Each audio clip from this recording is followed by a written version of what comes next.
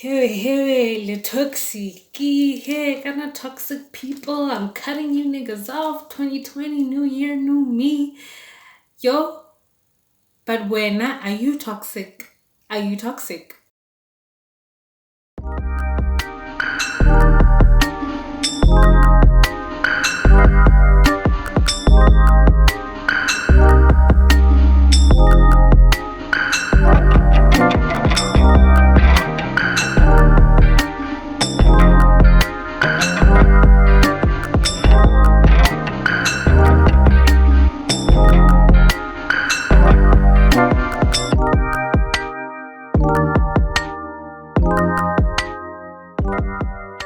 Uh, I'm back with another video. If I look the same, it's because I'm shooting several videos in one day because this is the day I set aside to make content.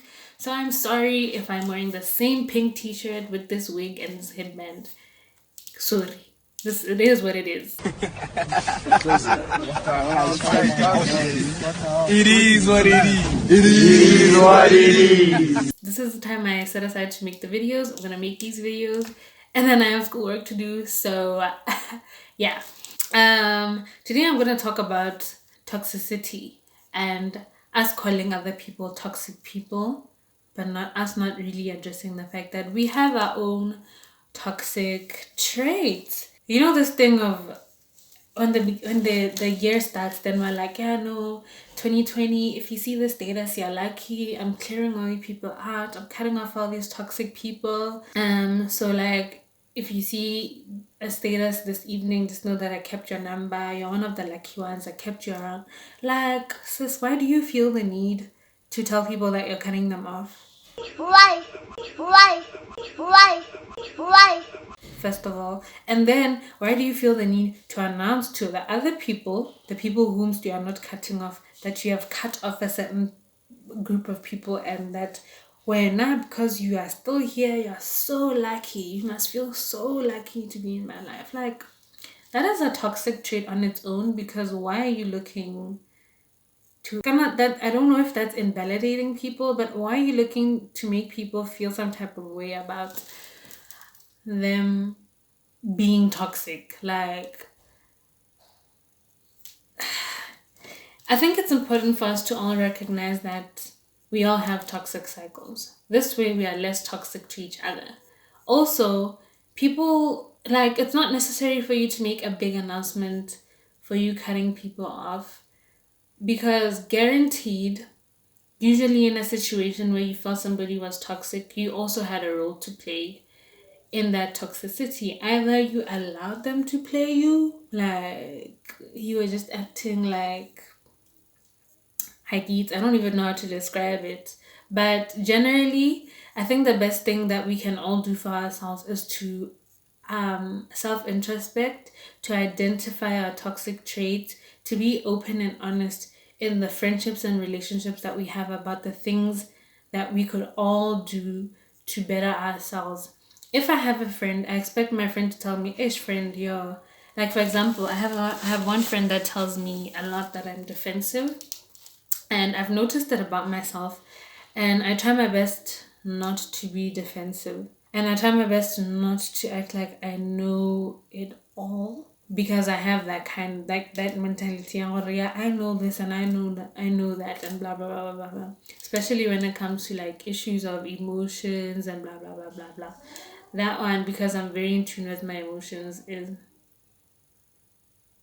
is a big problem for me, and I need to get off my high horse and stop thinking that I can defend myself through everything. I'm not a lawyer. I need to stop it. And yeah, so for us, that was just an example. I was giving you an example of one of my toxic traits that I've noticed that I'm working on. And I think it's best for us all to take time to self-introspect, like do a mirror test, look at yourself and say, okay, I think these are all my problems according to what my friends, your real friends, will tell you. But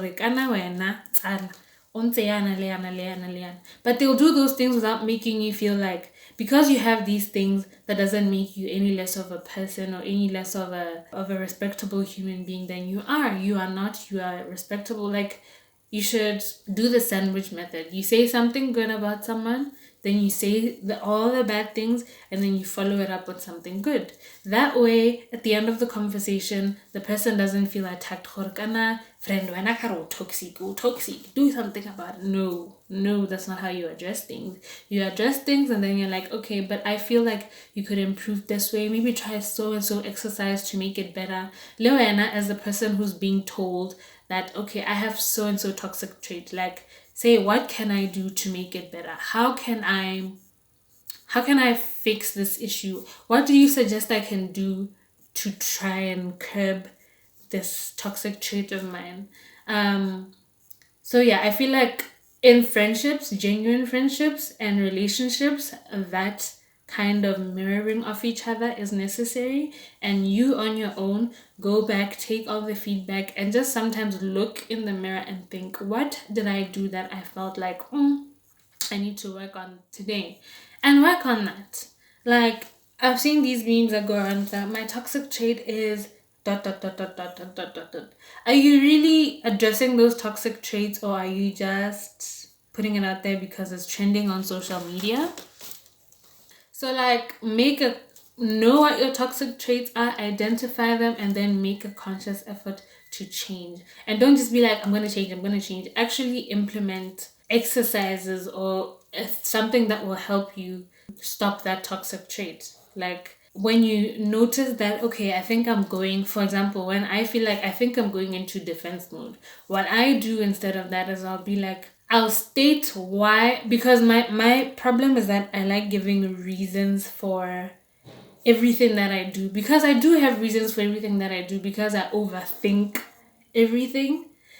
So what I decided that I'll do is, because it gives me release to explain myself, I will explain myself when obviously when I feel is necessary. I'm not just explaining myself to anybody, but I explain myself, and then I say, okay, but I understand that I can be this way. So what do you suggest I do? How do you think I could have addressed this better? What can you suggest that I should do moving forward? Like, what are the patterns you think I need to break? Did I, after we spoke about this the last time, do you see a difference? Have I improved? Have I gotten worse? What am I doing wrong? Just so that I can identify it and then go back and be like, okay, but she said that I was being defensive, or she said that I was not treating her well, or she said that, and then I can always be like, but was this justified? Okay, but who am I to justify somebody else's feelings?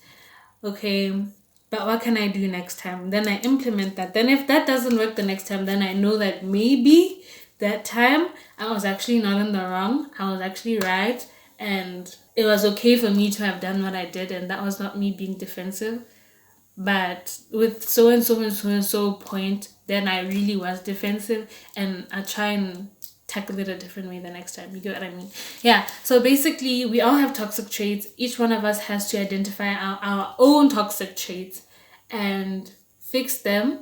And we also have what I like to call toxic cycles, because we have toxic traits, which are small habits that we have, and then a cycle becomes where every time you find yourself in so and so place, you react the same way. Like, you're not doing anything to improve, or this is the trajectory that you see when doing something that always leads you back to a certain place.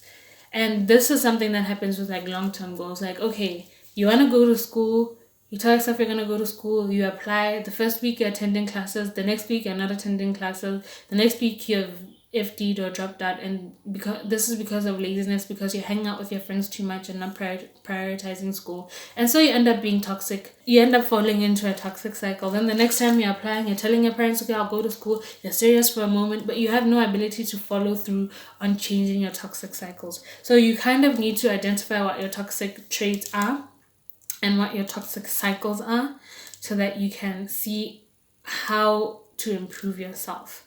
I think another toxic thing that we have is like coping mechanisms, the toxic traits that you adopted while dealing with hurt or dealing with disappointment.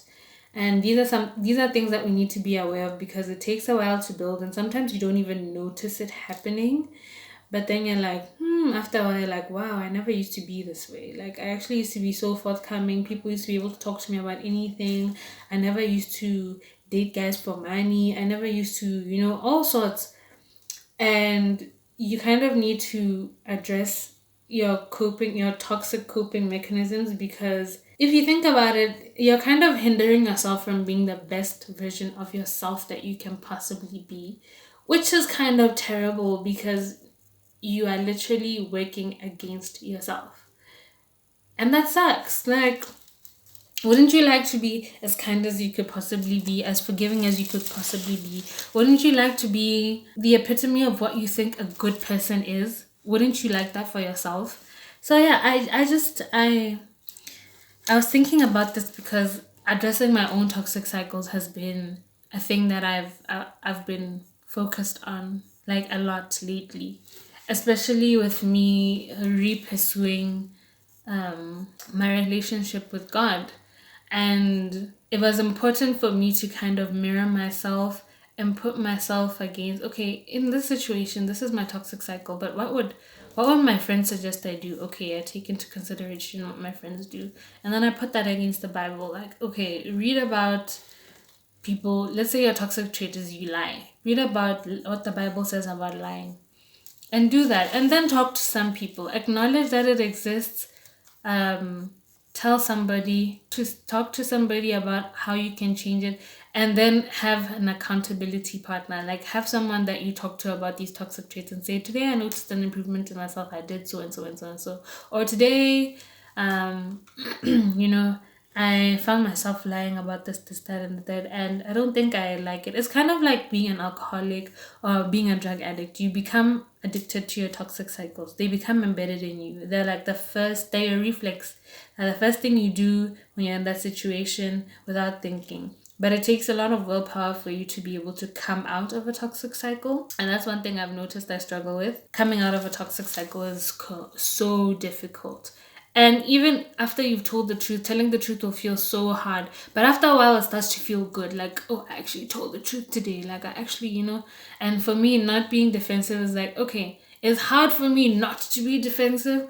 But when I'm not defensive, after the whole situation has passed, I'm like, wow, I'm so proud of myself. I was able to actually humble myself and put myself in so and so position.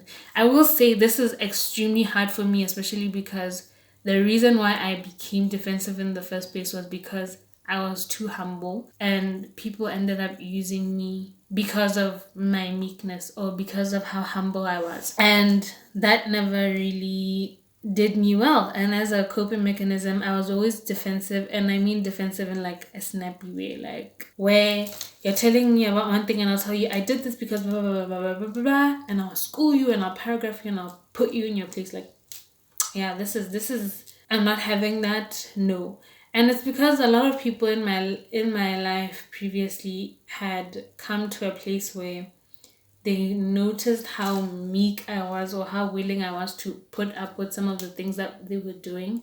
And so now, even when I'm in the wrong, it's kind of hard for me to be like, yeah, but okay, I'm in the wrong. It's like, no, I did this because blah, blah, blah. Like, I always have a reason, which is horrible. But also, I always have a reason because, hey, okay, no, we've already explained this. I'm not about to try and get defensive on on camera. Yeah, the first step is to admit, and there's also ways of dealing with your toxic traits in the Bible. It says, Proverbs 28, verse 13 says, whoever conceals his transgressions will not prosper, but he who confesses and forsakes them will obtain mercy. Same with toxic traits. And it's just the same with like forgiveness and stuff, When you tell somebody, okay, I think I have a problem, I'm defensive, and you tell them, and then you try and change and you let it go. It kind of helps because your friends or the people you've been doing or practicing this toxic trait on, they start to ease up on you. Like, they become easier on you because they know that you are actually trying to fix this particular problem, and you obtain that mercy or that grace. You get what I mean? Same with the Lord. You have a sin, have a problem with this particular sin, you come to God and you confess. He's graceful and he's merciful to allow you to learn how to unlearn that particular thing. So yeah, this thing of cutting people off, hey, toxic 2020, blah blah blah. There's some people that do need to be cut off, but also you don't need to make an announcement. You could just wean yourself away from them silently and quietly, or tell them, I don't think our relationship has been very fruitful for me, and I'm struggling to, so that they know that you guys are ending things, and things do not always have to end on a sour note. Doesn't have to end with a WhatsApp status post or I'm blocking you, and if you don't see my status in the next 24 hours, that means that you ain't made it. If you ain't see my status this tomorrow because it's 2020, it's a new year, new me, that means that I ain't taking you into the new year. Halfway through the year, you're still sending each other friend requests again and following each other and snooping on each other's pages. That is not necessary. Like, deal with your own toxic traits. Don't be in other people's business about their toxic traits. If you think that the toxic traits are something you can't handle, take a step back, wean yourself away, or tell them what your problem is. And if you can't seem to handle it, or if they're not willing to actively work on it, let them know, okay, but this means that I can't hang out with you often because this is giving me whiplash. And excuse yourself on an amicable term with that person. There's no need for you to have hostile vibes with people out there, creating enemies, cutting people off, and what have you. Like, it's not necessary. It's also not necessary for you to make announcements. So yeah, I hope everybody's working on that toxic trait, especially during this time, during like lockdown and stuff. You have all the time in the world to introspect, to self-improve.